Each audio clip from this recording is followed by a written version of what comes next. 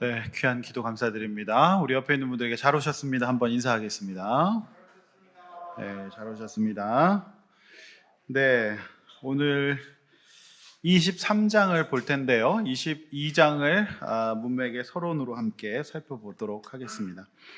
자, 요즘 묵상하기 좋은 때를 보내고 있습니다. 사무엘상 묵상은 큐티하기가 굉장히 좋은 본문입니다. 흥미진진하죠. 이야기와 사건들과 인물들 분석하기가 굉장히 좋습니다. 특별히 이제 사무엘상 22장은 우리 교회의 설립 정신이 나오는 근거가 되는 이제 22장 본문이기도 하죠. 21장에서 바울은 사울 왕의 살해 위협을 피해 아기스 왕에게 도망하게 됩니다. 그는 그곳에서 살아남기 위해 미친 척을 하지요. 21장 13절은 그들 앞에서 그의 행동을 변하여 미친 채 하고 대문짝에 그적거리며 침을 수염에 바르매 흘림에 미친 사람이 되었습니다. 그래서 그 연기로는 거의 아카데미 수상급이었습니다. 모든 사람이 믿을 만큼 거의 혼을 담은 연기를 했습니다. 어디서 이런 절박한 연기가 나왔을까요? 죽음의 위협이었기 때문에요. 진짜 영혼이 있는 연기였어요. 예. 이 다윗은 진짜 연기 대상감이에요. 다 속았어요. 진짜 완벽하게 미친 사람으로 속았습니다. 전쟁을 잘할 뿐만 아니라 연기에도 대박 연기를 보여주고 있습니다. 보통 연기자들이 해당 연기를 하고 나면 한동안 그 감정에서 헤어나지 못해 우울을 경험하곤 한다 그래요. 너무 몰입했을 경우 굉장히 보통 이제 노숙자 연기를 하는 사람은 노숙을 직접 한다 그래요. 그래서 이제 거기서 한번 벗어나면 굉장히 이제 우울한 감정을 겪곤 한다고 하지요. 다윗은 그 연기를 하는 것이 실제 상황이었잖아요. 죽을 것 같았기 때문에 그만큼 그는 필사적이었고 영혼이 없는 연기가 아니라 영혼이 있는 영혼을 갈아 놓은 연기를 했어요. 그만큼 그 연기가 끝난 다음에 내가 이렇게까지 해야 되는가? 자, 그의 마음이 어땠을까요? 무너짐이 심했겠죠. 사람 만나고 싶었겠습니까? 자괴감이 들고 내가 왜 사나 싶었겠고 너무 힘들었겠죠. 자, 이제 그렇게 이제 됩니다. 그렇게 되고서 이제 주일 22장 1절이 시작되는 거예요. 그러므로 다윗이 그곳을 떠나 아둘람 굴로 도망하매 그의 형제와 아버지의 온 집이 듣고 그로 내려가서 그에게 이르렀고 환난당한 모든 자와 빚진 자와 마음이 원통한 자가 다 그에게로 모였고 이렇게 나오고 있습니다. 자, 다윗은 도망자였어요. 자기 한 몸 보장할 수 없는 도망자 신세. 미친 척을 해서 아무도 만나고 싶지 않은 마음. 그의 마음은 여유가 없었어요. 아무도 만나고 싶지 않았어요. 그래서 어쩌면 굴로 들어갔는지도 몰라요. 보통 우리가 심리적으로 정서적으로 굴로 들어갔다 했을 때 사람 만나기 싫어서 굴로 들어갔다 이런 말 하죠. 그래서 우리 청소년들의 방이 굴로 비유되곤 합니다. 굴에 쳐 들어갔다. 그래서 나오지 않는다. 굴의 문을 잠갔다. 땅을 파고 들어갔다. 뭐 그런 말 합니다. 그래서 이 굴에 도망간 거예요. 다윗이 사람 만나기 싫어서. 그래서 이 굴에 들어갔어요. 그래서 이제 굴이라고 하는 것이 이제 은유적으로 그렇게 사용되는 거예요. 그런데 그 굴에 혼자 있고 싶어서 들어갔는데 그 굴에 사람들이 찾아와서 환난 당하고 빚진 자들, 마음이 원통한 자들이 모여요. 근데 이제 세 가지 부류예요. 첫 번째 환난 당한, 그러니까 타인으로부터 인한 원치 않은 어려움을 당하고 있는 사람들, 피해자들이에요. 두 번째, 경제적인 어려움을 자신 때문 또는 부모님이나 제3자로 인해서 받고 있는 자들. 진짜 돈이 없는 사람들, 돈 때문에 고통받은 사람들. 마침 우리 김민성 집사님이 또 빚진 자로서 지금 또 기도하셨잖아요. 네, 저기 실물이 있습니다. 세 번째, 마음의 상처를 입은 자들. 진짜 여러 가지 우울과 조증과 공황과 불안장애와 다양한 마음의 상처가 있는 사람들이에요. 그 사람들이 뭐였습니다. 자, 이런 자들이 마음에 공감을 해줄 사람을 찾고 있던 차에 보아하니 자신과 같은 처지인 또는 자신보다 더 불쌍한 한 인간이 있었으니 다윗이라고 하는 인간이었어요. 당대 최고 권력자인 사울 왕의 집중적인 핍박을 받고 있는 다윗처럼 불쌍해 보이는 인간이 없었던 것이죠. 그래서 그들은 그렇게 공동체를 이루게 된 것이에요. 그렇죠? 말씀 묵상을 굉장히 오래 하신 이제 한 70 가까이 되신 선배 목사님이 이 본문을 묵상하시고 나눔을 이렇게 하시는 것을 제가 들었습니다. 다윗이 부담스럽지 않았겠는가? 혼자 도망 다녀도 발각되어 죽을 판에 400명이라고 하는 이상한 사람들이 다 모여서 자기에게 왔어요. 네, 이 사람들이 조용하겠습니까? 랄라라 머리에 꽂고 막 돌아다니고 막 그러겠죠? 거의 보완이 불가능한 400명의 이상한 사람들이에요. 제정신이 아닌 사람들이에요. 이것은 거의 죽겠다는 말과 같기 때문에 다윗으로서는 굉장한 부담이고 피하고 싶은 일일 수 있겠으며 이 굴을 벗어나 빨리 다른 집으로 들어가고 싶었을 거예요. 자신의 삶도 피곤하고 죽기 직전인데 지금 미친 척 겨우 혼을 갈아넣은 연기로 지금 겨우 살아남았는데 겨우 좀 나 좀 살겠다고 굴에 들어갔는데 꾸역꾸역 이상한 아이들, 이상한 사람들이 다 찾아왔어요. 근데 여기서 다윗이 이들을 돌보아야 하는 거예요. 그야말로 이건 무리 아닌가요? 무리 아니겠습니까? 그러나 하나님은 이들을 절대 사울의 손에 넘기지 않고 지키시고 보호하시고 하나님 앞에 물을 수밖에 없는 상황을 통해 다윗이 하나님 나라 왕국의 왕이 되게 하신다. 이런 설명을 묵상을 하시는 것을 제가 들었습니다. 여러분 어떻게 생각하십니까? 네. 다윗의 입장을 한번 생각해 보세요. 미친 척하고 겨우 살아났는데 하나님은 그들에게 이 사람들을 붙이세요. 자, 이것이 무슨 뜻일까? 자, 이것이 주는 의미가 무엇일까가 오늘 우리가 묵상해야 되는 중요한 화두가 되는 거죠. 400명인데요. 나중에 600명까지 늘어납니다. 의외로 인원이 많아요. 즉 인원이 많은 것은 이 세상에 이런 사람들이 많다는 거죠.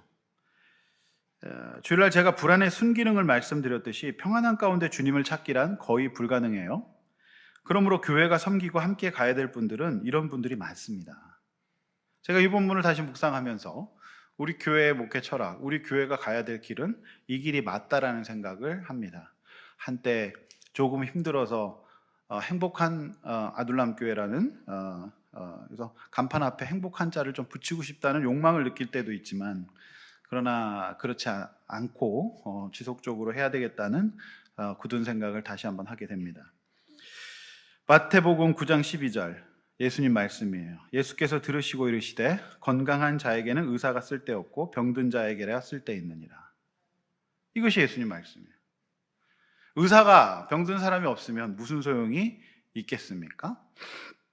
자신도 죽을 것 같은데 다른 힘든 사람들을 돕도록 하시는 것, 이 구도를 통해서 하나님은 다윗을 구원하세요. 여러분 잘 생각해 보십시오. 이들 400명이 나중에 블레셋을 무찌르는 용사가 됩니다. 다윗이 이들을 돌본 게 아니라 결국 이들을 섬긴다고 했지만 이들이 다윗을 살려줘요. 그게 이제 놀라운 역설이죠. 다윗이 만약에 그때 내가 일단 살아야 되겠으니까 내가 지금 그럴 형편이 안 되고 내가 너무 힘드니까 다른 데 가보세요. 난 좀 혼자 있고 싶어요 하면서 아둘람 굴에 문을 닫았다고 생각하면 어떻게 될까요? 다윗은 블레셋과 전쟁할 사람이 없는 거예요. 결국 다윗은 잡혀 죽고 말았을 겁니다. 여러분이 지금 힘드시죠? 여러분이 지금 거의 스스로 내가 사는 건지 미친 건지 가끔 헷갈릴 때가 있으시죠? 인생이 그럴 때가 있어요. 서글플 때도 있어요. 여러분 마음을 부인하고 감정을 부인하며 살아야 될 때가 있습니다. 그러나 하나님께서는 저 여러분이 살아가는 방법이 의외로 나처럼 힘든 사람들과 함께 살아가게 하심으로 저 여러분의 인생을 오히려 살려주시는 역사를 경험하게 하실 것입니다. 그게 하나님의 은혜예요. 에어컨을 살짝 좀 낮게 좀 켜셔도 좋을 것 같습니다.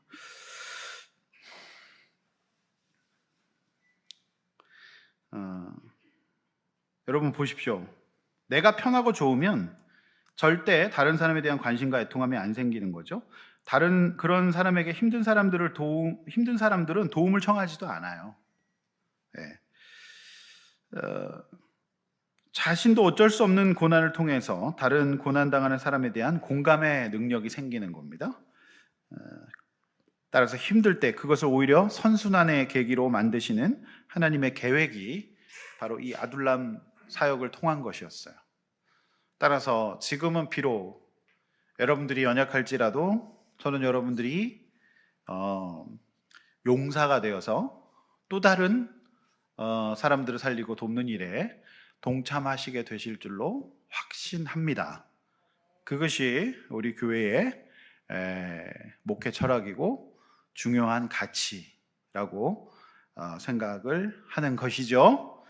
자, 그리고 나서 이제 22장이 돼서 이제 23장이 오늘 저와 여러분이 묵상할 본문입니다. 23장, 자 1절서부터 14절 하루치 본문을 가지고 우리가 시간 내에 함께 묵상하고 기도해 보려고 합니다. 23장 1절에 14절인데요. 1절 함께 한번 읽어볼까요? 시작.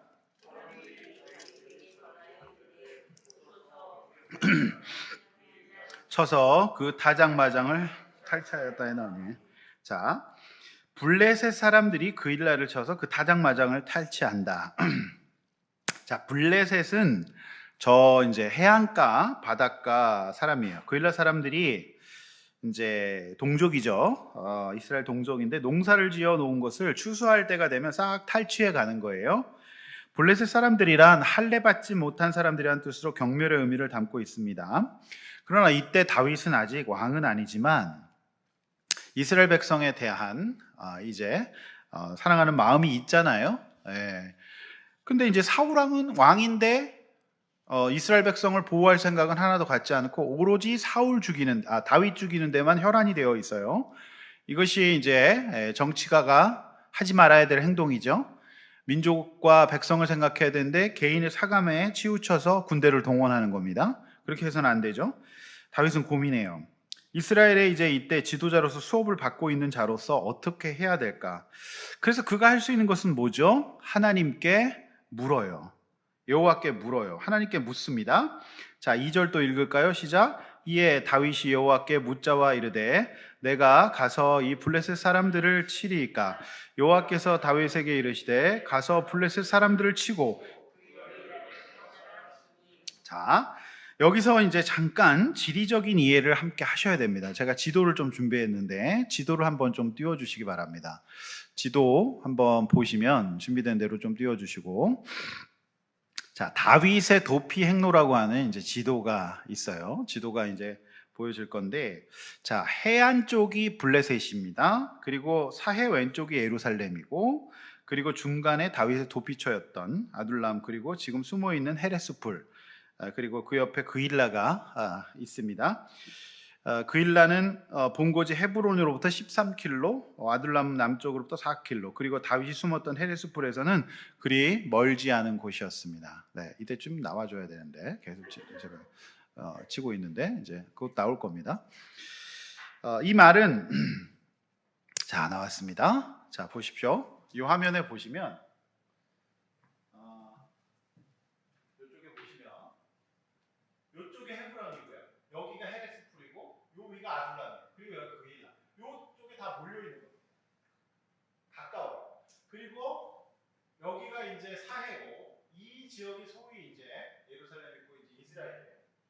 그리고 요쪽 해안가 쪽에 이방인들이 살았던 곳이 블레셋. 그러니까 여기 아둘람이 여기 있고 그일라가 여기 있고 헤레스 여기 좀 숨어 있는 거예요. 사울을 피해. 여기 다 몰려 있다.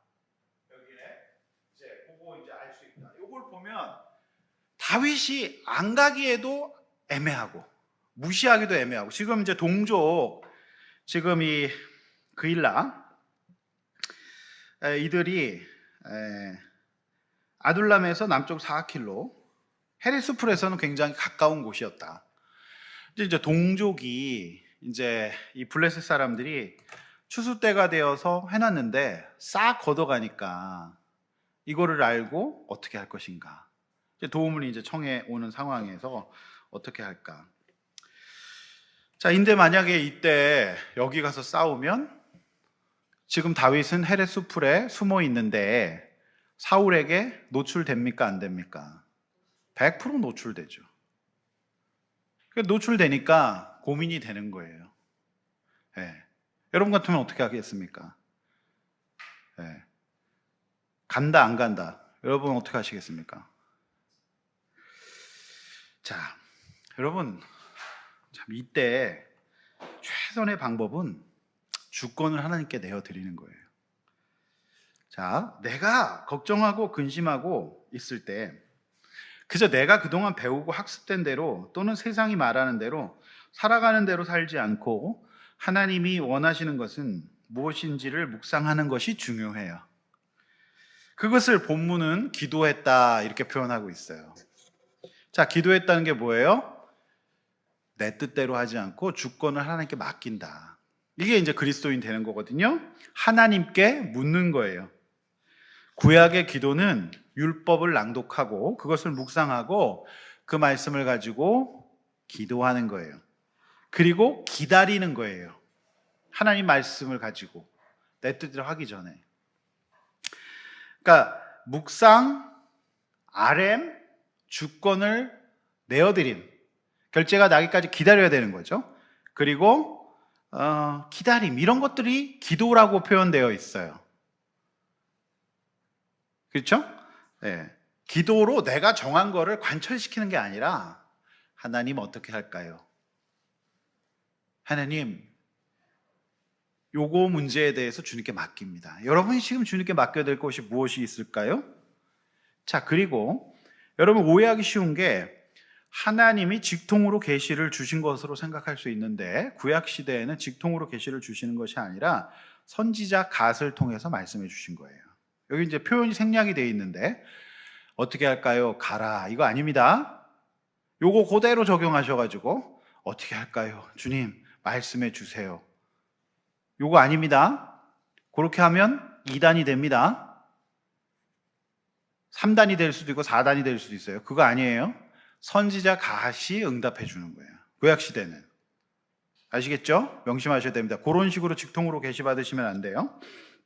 따라서 이 시대 하나님의 인도는 먼저 주일 말씀, 수요 말씀, 그리고 큐티 말씀, 그죠? 요 말씀을 가지고 분별해 보셔야 돼요. 하나님이 내가 지금 고민되는 문제, 내가 걱정되는 문제들이 있잖아요. 그러면 내가 들었던 공예배 때 선포됐던 말씀과 어떻게 되는가? 그럼 매일 말씀 인도해 보는 거죠. 내가 혹시 사울같이 하고 있진 않은가? 다윗처럼 해야 될 것은 무엇인가? 비춰보는 거예요. 그게 이제 말씀의 인도고요. 그리고 그 말씀을 받고 이제 하나님의 인도라고 하는 것도 거의 몇 시간 이제 강의를 해야 되는 건데 그 말씀 붙들고 기도해요. 내가 나서지. 그러니까 나는 불안하잖아요. 내 뜻대로 하고 싶고 또 그렇게 하면은 바보가 될 것 같고 그렇게 하면 때를 다 놓칠 것 같고 그렇게 하면 안 될 것 같고 막 이런 마음 올라오죠. 자, 그때 하나님께 그 마음을 맡기는 기도하는 거예요. 하나님, 저는 연약해서 제 믿음이 없어서 제가 불안장애가 있어서 걱정이 많아서 제가 믿음이 없어요. 그런 하나님, 제가 말씀대로 믿음대로 결정하고 행할 수 있도록 도와주십시오. 주권 하나님께 맡깁니다. 다윗이 그러지 않았겠어요? 하나님, 제가 지금 제 동족, 저 블레셋, 저 할례 받지 않은 백성들이 동족들 다 괴롭히고 죽이고 그럴 텐데 내 비록 도망 중이지만 가까이 있는데 내가 저거 막아줘야 되지 않습니까? 그러나 내가 그렇게 하면 내가 발각돼서 사울 왕에게 죽음 당할 것 같은데 하나님 어떡할까요? 하나님 뜻은 무엇일까요? 하나님 알려주세요. 내가 두려운 마음도 있고 여러 가지 마음이 있지만 하나님이 인도하시고 하나님의 뜻에 합한 인도 받게 해주세요. 이렇게 이제 기도하는 거예요. 그게 이제 기도하였다라고 하는 뜻이에요. 그렇게 됐을 때 우리 가운데 하나님께서 마음을 주세요. 제일 마지막에 마음 주세요. 평안의 마음, 확신의 마음, 용기의 마음 주십니다. 주님 주시는 마음은 담대한 마음이요, 용기의 마음, 두려워하는 마음이 아니다 그랬잖아요. 예. 그리고 또 하나 분별하셔야 될 게, 하나님 인도하실 때 환경의 인도를 받아야 돼요. 만약 하나님의 그 뜻이라면 하나님이 그렇게 환경의 인도를 해주실 거예요. 열어주시는 것이 있을 거예요. 기다려야 돼요. 네. 환경의 인도해 주시고, 자, 그 문제를 갖고 그렇게 인도를 받았다. 그럴 때 어떻게 해요? 더 중요한 거, 영적 리더의 권면을 받으셔야 돼요. 나보다 더 하나님 앞에서 영적으로 깨어서 기도하고 말씀 보는 영적 리더에게 권면받고 상의하시는 것이 지혜로운 방법이에요. 그래서 내가 보지 못하고 있는 부분, 내가 놓치고 있는 부분, 영적으로 그 부분을 이렇게 케어 받으셔야 되죠. 그 다음에 또 하나, 이제 공동체에서 다른 공동체가 우리 같이 기도하는 우리 공동체 식구들이 어떻게 보고 있는가, 이것도 중요한 이제 인도의 방법이에요. 그리고 나서 이제 최종적으로 확신을 갖게 되는 거죠. 이게 이제 보통 우리가 얘기하는 하나님의 인도. 제가 이제 하나님의 인도 특강 할 때 이렇게 이제 강의를 해요. 자, 하나님께 묻지 않고 여러분 낭패를 보신 경우가 많으시죠? 이거를 불신자라고 얘기를 해요. 묻지 않는 사람들, 전혀 묻지 않아요. 철저히 내 주권을 가지고 내 상식과 내 판단을 가지고 인도받아요. 그냥 해요. 그거 불신자입니다. 하나님께 물었을 때 끝까지 물어야 됩니다. 중요한 것은, 자, 여러분, 그 일라가 놀랍게 배신합니다. 하나님의 인도하심을 받았다고 해서 배신을 당할 수도 있어요. 받아도. 그러면 하나님이 그리 응답하셨다면 인도받은 사람은 어떻게 생각해야 될까요? 하나님이 합력해 선을 이룰 것을 믿는 믿음이 있어야 돼요. 결국엔 그렇게 되었거든요. 예. 근데 이제 진짜 믿음이 없는 사람은 거기서 이제 넘어지거든요. 그러면은 안 됩니다. 자, 3절 한번 또 읽습니다. 시작. 다윗의 사람들이 그에게 이르되, 보소서, 우리가 유다에 있기도 두렵거늘 하물며 그일라에 가서 블레셋 사람의 군대를 치는 일이까 한지라. 자, 역시 그렇습니다. 다윗과 함께 있는 현실론자들이 말을 합니다. 아마도 이들은 불안장애가 있는 사람들이었을 것 같아요. 다윗 선생님, 도대체 무슨 소리 하는 겁니까? 우리가 지금 유다에 여기서 겨우 헤롯 이 숲에 숨어 있는데 지금 무슨 소리 하시는 겁니까? 예? 지금 누가 블레셋 사람들 돕습니까? 정신 좀 차리세요 하면서 현실론을 이야기하고 있는 거죠. 예. 이게 이제 현실에 우리가 참 하나님 인도받는데 어려운 점이 있어요. 그래서 진짜 중요한 것은 우리 주변에 영적인 사람들이 많아야 돼요. 하나님 인도받을 수 있는 사람이 많아야 돼요. 내가 이런 자파를 내는 사람일 수 있어요. 잡소리, 자파. 그러니까 전파에도 자파가 있거든요. 그래서 여러분, 비행기, 항공기 이착륙 시 전자기기 사용을 못하도록 하는 이유가 이거예요. 자파가 들어오면 항공기가 추락할 수도 있어요. 여러분, 드론이나 모형 항공기는 그게 더 약해가지고 자파가 들어오면요 바로 추락합니다. 네. 노컨이라 그래요. 노 컨트롤이 돼가지고 바로 추락해버리는 거예요. 바로 여기에 이처럼 이 사람들이 하나님이 그렇게 말씀하시는데도 그렇게 얘기해요. 그래서 내가 어떤 소리를 하고 있는 사람인지 잘 봐야 돼요. 그런데 다윗 곁에 있는 사람이거든요. 그래서 우리가 그런 사람이 될 수도 있다는 거 잘 봐야 돼요. 무엇을 전제로 한 소리인가요? 두려움을 전제로 한 소리예요.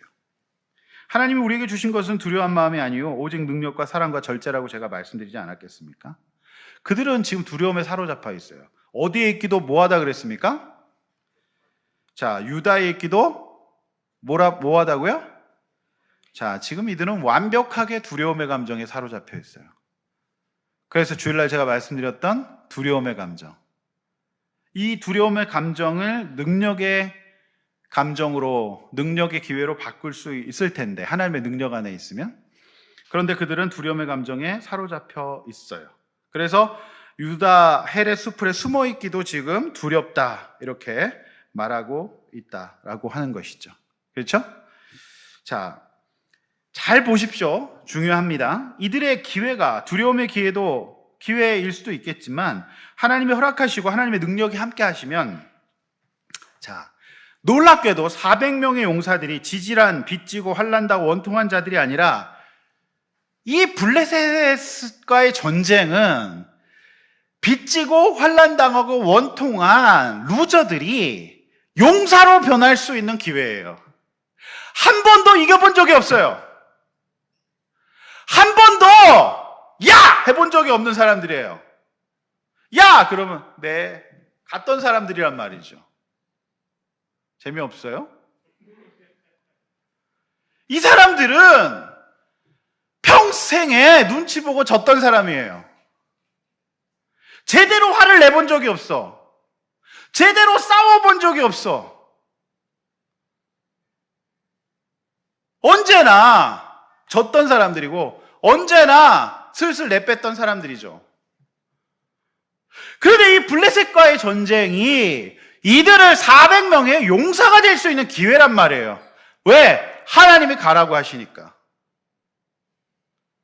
그럼 어떻습니까? 그런데 다윗 곁에 있는 사람이 현실적으로 두려워가지고 일단 살고 봐야 되지 않냐면서 가지 못하도록 해요. 이것은 영적 좌파입니다. 영적 좌파가 아니라 영적 자파. 이거는 들어서는 안 될 소리예요. 여러분, 이들은 승리를 경험하도록 하나님이 다윗과 함께 붙여주신 거거든요. 근데 이들이 평생 루저로 살 것인가? 아니면 승리하는 용사로 살 것인가? 다윗의 군대가 될 것인가? 진정한 그 시대의 아미가 될 것인가? 아니면 오늘 아미가 해체한다고 오늘 그러더라고요. 오늘 아미가 해체한대요. 예? 아미 BTS요. 한 번도 이들은 다른 사람들을 위해서 싸워주거나 누구를 도와본 적이 없는 사람들이죠. 도와본 적이 없어요. 늘 자신들이 내가 일단 내 코가 석자니까 내가 그럴 만한 깜냥도 못 되고 너나 나나 잘해야 된다고 생각했던 이들이에요. 그저 나와 내 가족밖에 몰랐던 사람들이란 말이에요. 그들이 이제 세상을 구원하는 용사들이 되고 나아가 하나님 나라 다윗 왕국 예수 그리스도의 나라가 시작되는 최초의 승리를 여기서 하게 됩니다. 최초의 승리예요. 400명의 용사들이. 여기까지 이들은 싸우기 전에 용사였나요? 최고 지질한 루저들이었어요. 그래서 하나님이 싸우라는 거예요. 그런데 배반 당하죠. 여러분, 더 놀라운 거, 배반을 통해서 군사가 200명이 더 붙어요. 이것이 하나님의 큰 그림이었어요. 우리 전도사님 맨날 얘기해요. 하나님의 큰 그림이었다고. 하나님의 빅피처. 여러분, 그래서 하나님이 그렇게 말씀하시는 거예요. 여러분, 우리에게 주여 주신 이 블레셋과의 싸움은 이러한 계기가 될 수 있는 거죠. 자, 4절 다시 물어요, 다윗이. 그래서 하나님께 다시 물어요. 다윗도 헷갈리는 거예요. 4절 읽습니다. 시작. 다윗이 여호와께 묻자온데 여호와께서 대답하여 이르시되 일어나 그 일라로 내려가라. 내가 블레셋 사람들에 대해서는 분명히 말씀하시죠. 확실하게 말씀하세요. 다시 한번 말씀하신 거예요. 그래서 다윗은 이때 같은 답을 받고 이때 분별하여 결정합니다. 이때 다윗의 리더십이 생기는 거죠. 하나님께 묻고 답을 받으면 그것을 가지고 흔들림 없는 리더십을 행해야 돼요.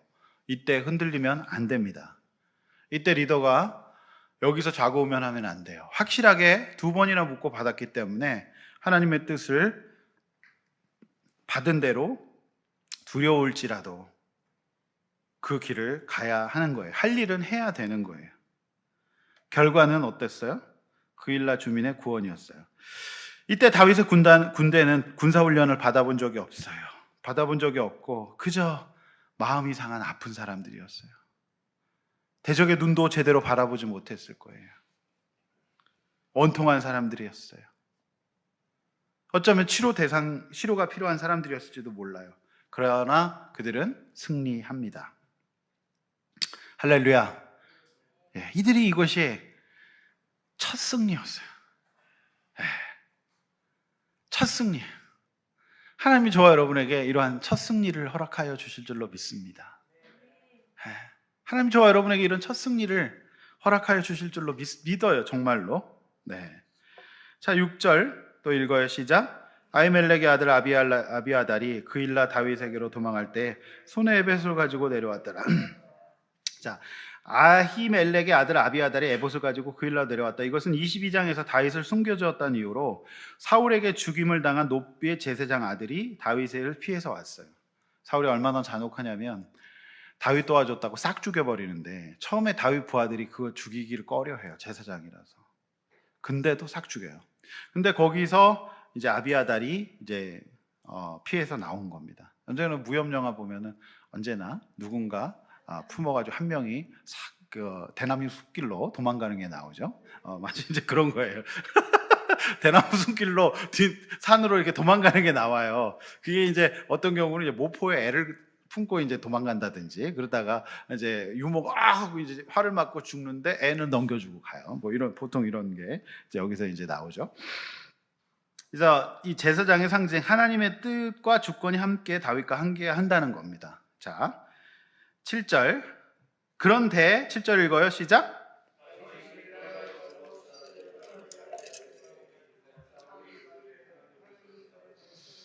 그가 문과 문빗장에 있는 성읍에 들어갔으니 갇혔도다. 자, 그일라 사람이 어이없게도 밀고 합니다. 크게 싸워줬는데 사울은 그일라 성에 갇힌 다윗은 이제 도간에 든 쥐라고 생각했어요. 사실 다윗과 함께 있었던 현실론자들이 이걸 걱정했거든요. 요거 싸우다가 거기서 쳐들어오면 다 죽습니다. 요거 걱정했던 거예요. 자, 이때 다윗의 신경이 어땠을까요? 굉장히 복잡했을 것 같아요.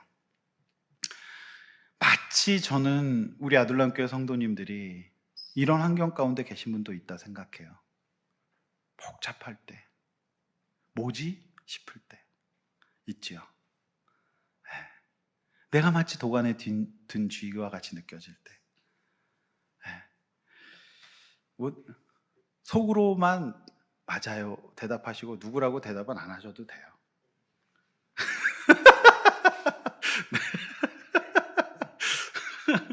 뭔가 갇혀있는 듯한 느낌이 들 때, 그렇죠. 그러나 여러분, 주님 살아계십니다. 주님 살아계세요. 제가 진짜 목회를 하면서 성도님도 한 분 잠을 안 자고 생각을 하고 뭐 하겠어요. 제가 낮이나 밤이나 여러분, 낮이나 밤이나 여러분 생각하죠. 가만 생각하고 요즘 사무엘서를 묵상하면 하나님 살아계신 게 맞아요.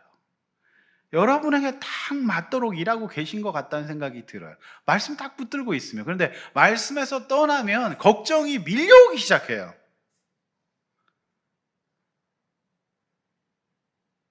내가 여러분 한 분 한 분 생각한 그 날밤을 생각하면 그게 다 쌓여서 지금 제 베들레헴이 된 것 같아요. 그때마다 섭섭하고 시원하고 심심하니까 계속 뭔가를 입에다가 씹는 거죠. 거짓말이 아닙니다. 한 분이 떠올라요. 그리고 꿈을 꿉니다. 나 혼자 외국어를 하고 있어. 계속 외국어로, 영어로 막 외국어로 설교를 하고 있어. 그 무의식이. 그러니까 여러분이 그럴 때가 있으시잖아요. 다윗이 그렇지 않았겠어요? 그리고 현실론자들이 가지 말자고 하면서 다윗을 바라보는 눈빛은 어땠을까요? 그 거친 눈빛과 불안한 눈빛과 그걸 지켜보는 나를. 전쟁 같은 사람, 불안한 눈빛과 딱 그 노래지 진짜. 지금 갇혔단 말이에요. 지금 사울은 지금 완전히 지금, 그래서 8절 읽습니다. 시작. 사울이 모든 백성을 군사로 불러 모으고 그일라로 내려가서 다윗과 그의 사람들을 에워싸라 하더니 지금 큰일 났어요. 9절도 읽어요. 시작. 다윗은 제사장 아비아달에게 이르되 에봇을 이로 가져오라. 네, 지금 다윗이 할 수 있는 것은 하나님 붙드는 것밖에 없어요. 지금 제사장이 왔잖아요. 에봇을 가지고 요때 에봇으로 할 때는 예스 오어 노로 이제 에봇으로는 판단받거든요, 구약에서. 그래서 10절에 읽습니다. 시작. 다윗이 이르되 이스라엘 하나님 여호와여, 사울이 나 때문에 이 성읍을 멸하라고 그 일나로 내어 깨론다 여호와 분명히 들었나이다. 11절 또 읽습니다. 그 일날 사람들이 나를 그의 손에 넘기겠나이까. 네, 자 여기까지만. 그러니까 물어보는 거예요. 지금 급박하잖아요. 근데도 여기서 다윗이, 자 중요한 거 고개들 잘 보세요. 멘탈 나갑니까 안 나갑니까? 안 나가고 제사장 불러서 급하니까 예수원으로 물어보잖아요. 예배 붙들고 제사장 붙들고 가잖아요. 그래서 여기서 물어보잖아요. 네? 근데 여러분 어때요? 뭔가 기도했는데 뭔가 좀 잘 안 되고 그럼 제일 먼저 하는 게 뭐예요?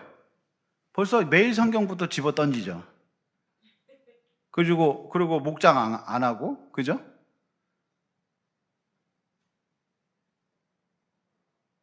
그렇지 않습니까? 다윗도 충분히 그럴만 하잖아요. 그런데 다윗이 어때? 지금 급하니까? 쳐들어온다니까?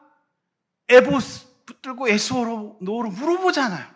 이게 너무너무 중요한 거예요. 그런 믿음을 가진 사람은 하나님이 내줄 수가 없어요. 그게 믿음이에요. 과연 믿음이 있습니까? 그 믿음이 있는 게 그거예요. 그걸 붙들어야 되는 거죠. 자, 그래서 대답이 뭐예요? 그러면 하나님이 뭐라 그래야 될까요? 예? 자, 대답을 하나님 뭐라고 하십니까? 자, 뭐라고 대답합니까?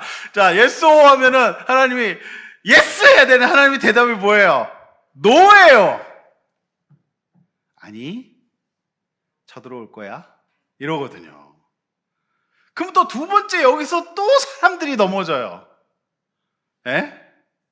자, 제가 여기를 오늘 이제 계속 묵상을 하면서 제가 이제 오늘 계속 묵상한 게 이제 자기애성의 그 모습을 계속 묵상했거든요.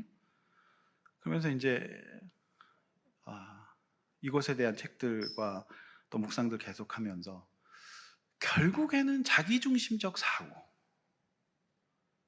그러니까 하나님에 대한 모든 논쟁에 있어서 어긋나기 시작하는 것은 내가 중심에 있으면 모든 게 다 의심이 되고 무너지는 거예요. 내가 중심이야, 내가 중심. 내 원하는 대로 내 뜻대로 하는 거예요. 고난에 대한 문제를 해석하는 것도 그렇고 모든 삶의 주권 문제, 자유의지 문제도 마찬가지예요. 핵심은 그거예요. 내가 중심이었다. 그래서 오늘 오후에 계속 그것을 묵상하고 제가 기도하고 결국 이제 그런 책들을 읽고 또 기도하면서 제가 생각한 것은 결국 다윗은 사울이 쳐들어오고 내어주겠다는 말씀 속에서도 본인이 주권이 아니라 하나님의 주권을 인정하면서 내어주고 있어요. 그게 믿음이에요. 자신이 디자인해 놓으면 사울이 지금 안 쳐들어와야 되거든요. 그렇지 않아요. 그렇지 않다는 거죠. 제가 지난번에 우리가 구약 성경의 고난에 대해서 묵상하고 그러면서 결국 이제 고난에 대한 문제를 제가 해석하고 또 이제 강영한 우리 선생님의 책들 또 제가 인용을 하면서 했지만 결국 아내를 보낸 그분이 하시는 말씀이 결국 이제 하나님의 주권과 하나님의 뜻보다는 내 자신의 감정과 생각이 더 앞섰다라는 것이 아니겠습니까? 결국 주권이 누구에게 있느냐? 요 문제예요. 내가 주인이 된 거예요. 하나님이 주인이 아닌 거예요. 내가 주인이고 내 삶과 뭐 어떤 그런 거, 그가 더 주인인 거죠. 사울은 그렇게 하고 있고 다윗은 지금 그렇게 하고 있지 않다. 넘기리를 하십니다. 13절 또 읽습니다. 시작.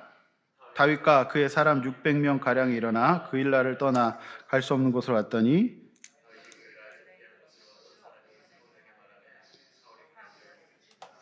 네. 여러분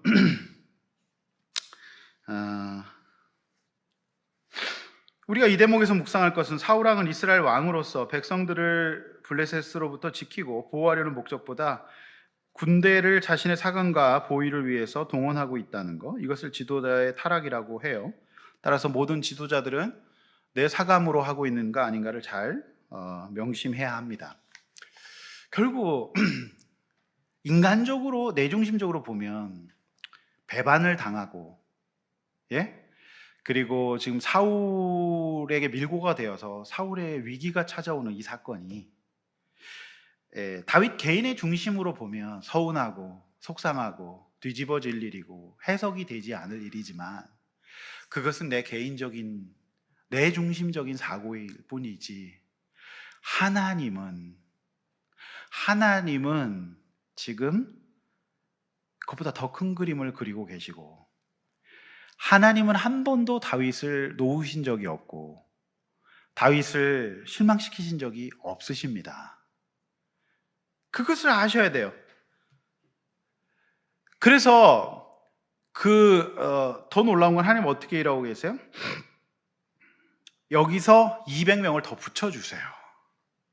결국 400명에서 그일라의 배반 사건을 통해서 다윗의 군대가 600명으로 더 불어납니다.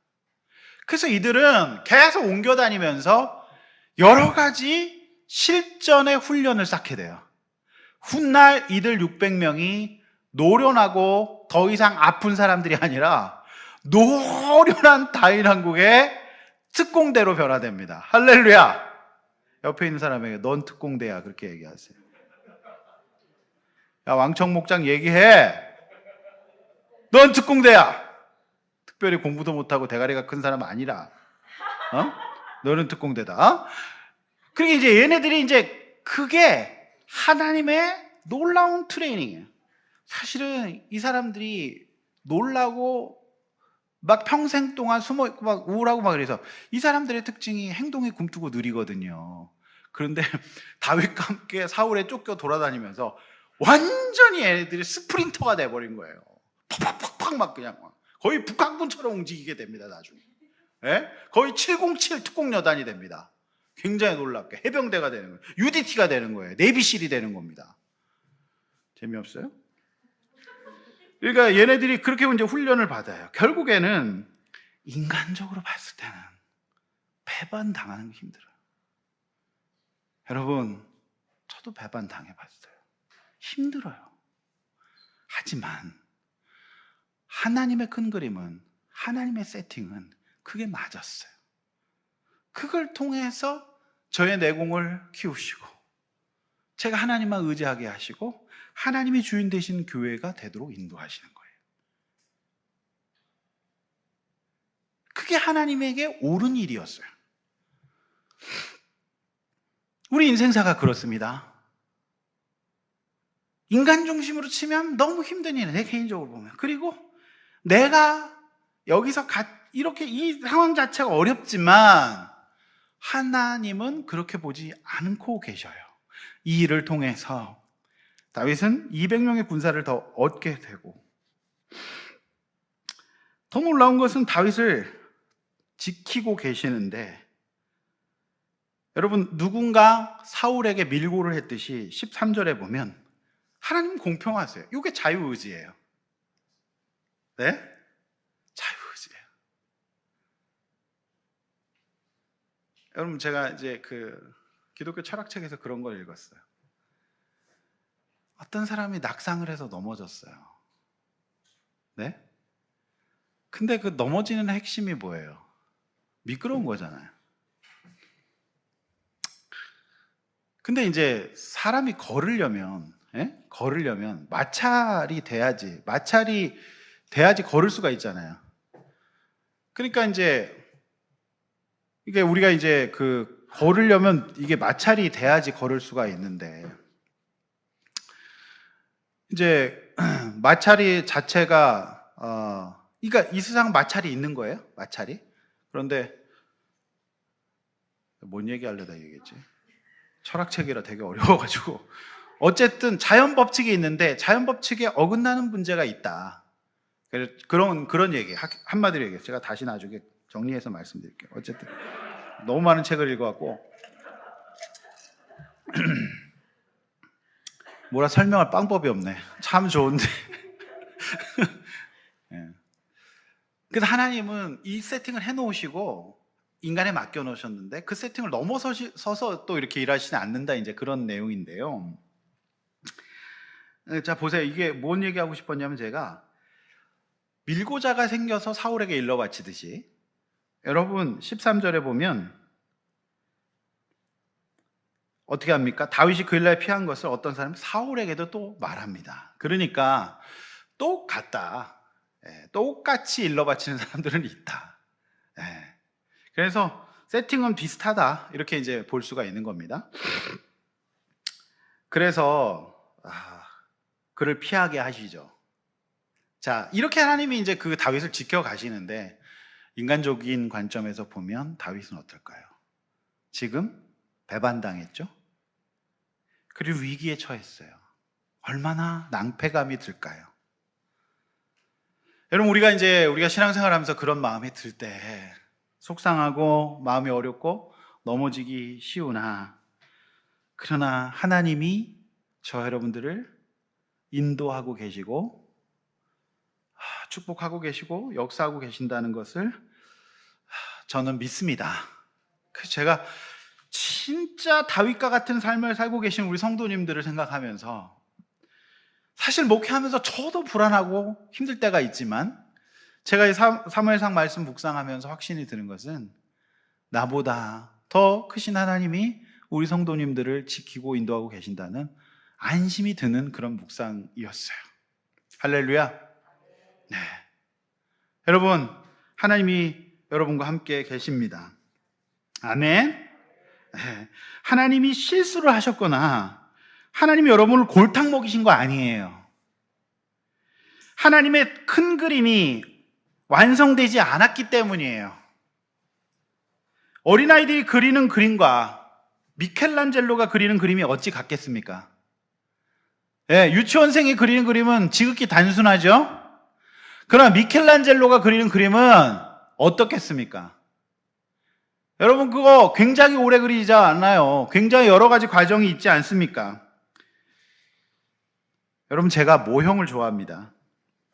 모형 색칠의 끝판왕은,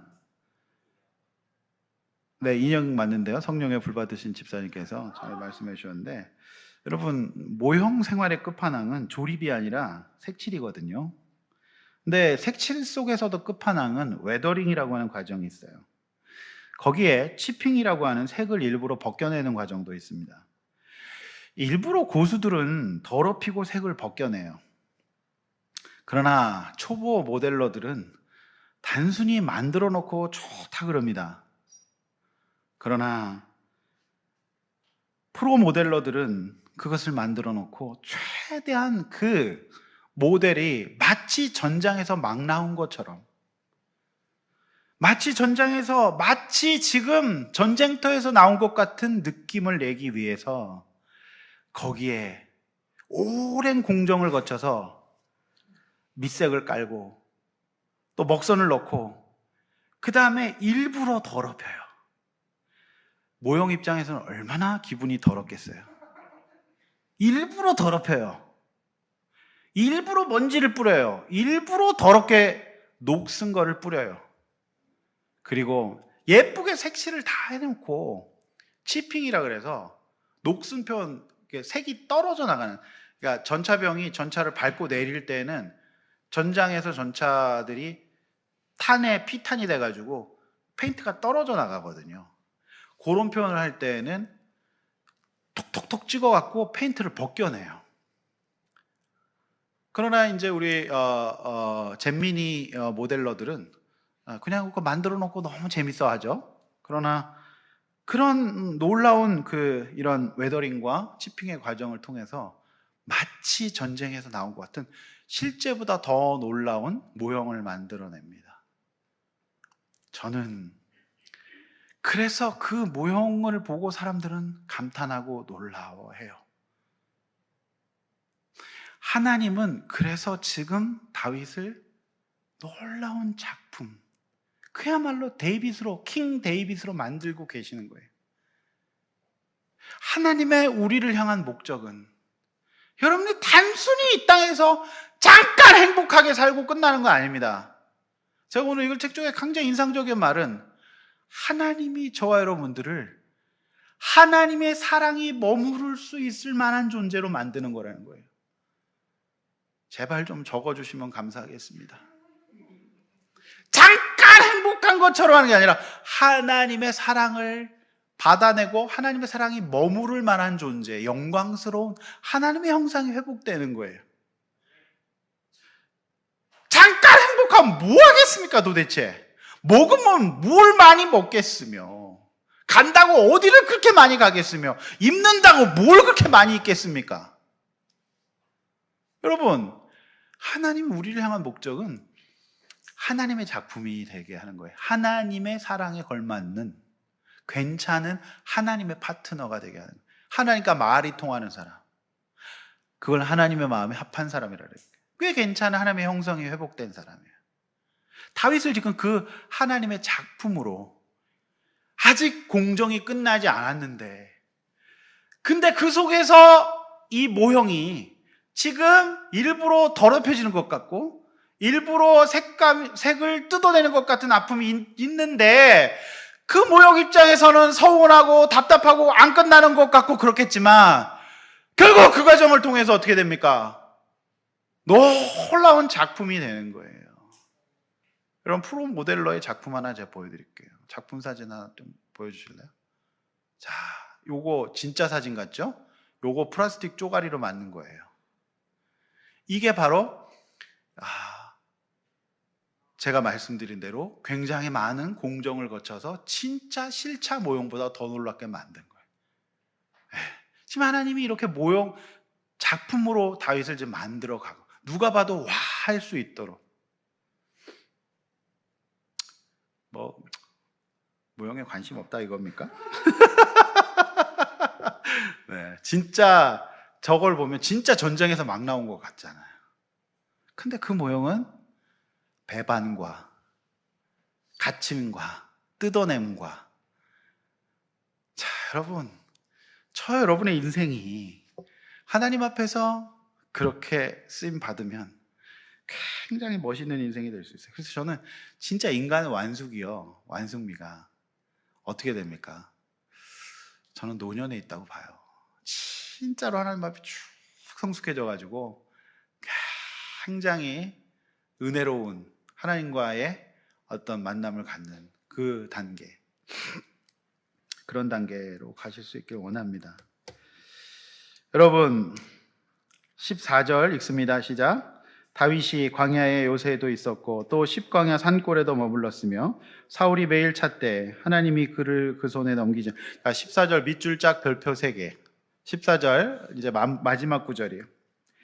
자, 광야의 요새에도 있었고 십광야 산골에도 머물렀다.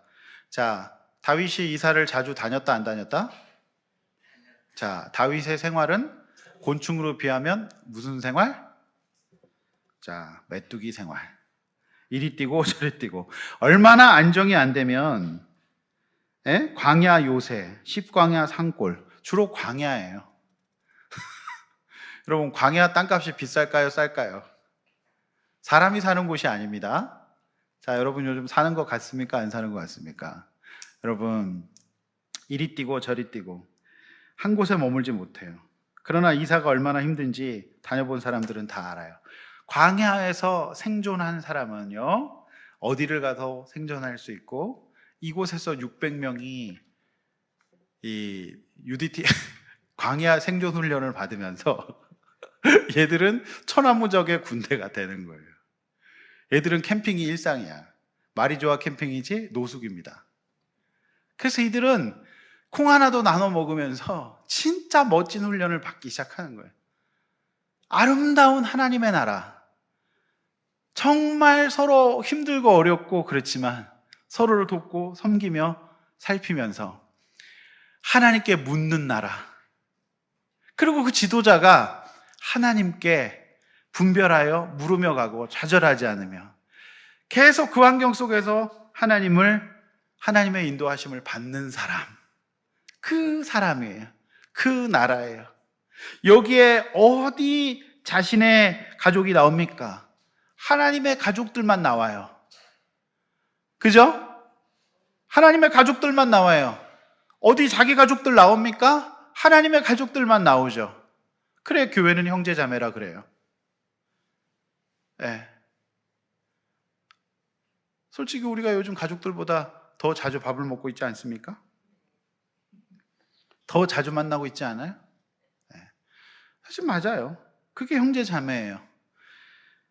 여러분, 그런데 더 놀라운 거, 사울이 어떻게 찾아요? 사울이 어떻게 찾아요? 네, 주간 찾아요? 월간 찾아요? 일간 찾죠? 사울은 그런 거예요. 얘는 맨날 찾아요. 여러분, 걱정과 근심은 주간에 옵니까? 월간에 옵니까? 연간에 옵니까? 격월간으로 옵니까? 매일 오죠. 매일 이거 매일 와요. 그죠? 얘는 매일 와요. 죽지도 않고 매일 와요. 매일 온단 말이에요. 매일 성경이에요. 매일 와요. 매일 와. 예? 매일 온단 말이에요. 미치겠어. 매일이에요. 안 끝나. 매일 데일리. 그 신문 중에 매일 경제가 제일 싫어. 예? 매일이에요. 주간도 아니야. 매일. 여러분, 싫은 사람 매일 봐야 되죠? 예? 어때요? 매일이에요. 매일. 데일리란 말이에요. 데일리, 매일 찾아. 사울은 맨날 찾아. 날 좀 내버려주지를 않아. 남편들은 아내를 매일 찾아. 아내들은 남편을 매일 찾고, 자식들은 엄마를 매일 찾고, 아빠를 매일 찾고, 매일 찾아. 데일리야, 매일 찾아. 매일이란 말이에요. 그러나 여러분, 결론, 하나님이 그를 사울의 손에 안 넘겨요. 제가 이걸 참 묵상하면서 진짜 매일매일 죄를 범하고 넘어지는데도 하나님이 넘기시지 않는 은혜가 있구나. 그 은혜가 저 여러분에게 있는 줄로 믿어요. 그것이 우리에게 있습니다. 하나님이 우리를 절대 안 넘기십니다. 바울이 이것을 믿었고 디모데가 이것을 믿었던 거죠. 안 넘기실 거예요. 아멘? 넘기지 않습니다. 안 넘깁니다.